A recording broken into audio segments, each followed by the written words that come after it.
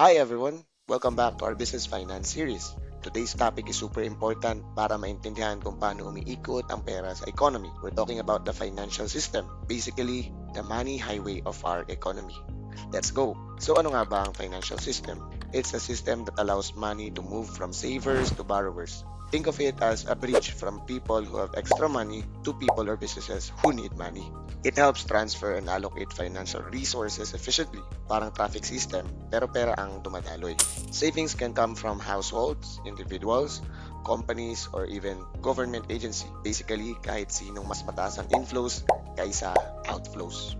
And through financial intermediaries like banks or other institutions, these savings are channeled to users of funds such as businesses needing capital. The financial system has three major components. Merong financial instruments, financial markets, and then financial institutions. Now let's focus on the first component, which is financial instruments. These are documents, real or digital, that represents a legal agreement involving money. Basically, if it has monetary value and there's an agreement behind it, financial instrument yan. There are two main types of financial instrument: debt securities o kaya equity securities. Debt securities, ito yung mga instruments na may fixed returns dahil may fixed interest rate sila. Contract ito between borrower and lender. May promise to pay on a future date called the maturity date. Unang example ng debt securities are treasury bills and treasury bonds. Ito yung utang ng gobyerno. Mababa ang interest pero super low risk. Kung safety ang hanap, usually dito pumupunta ang investors. Next, corporate bonds issued by big companies like Ayala Corporation or JG Summit. Mas mataas ang interest pero mas risky compared sa government bonds. Equity securities.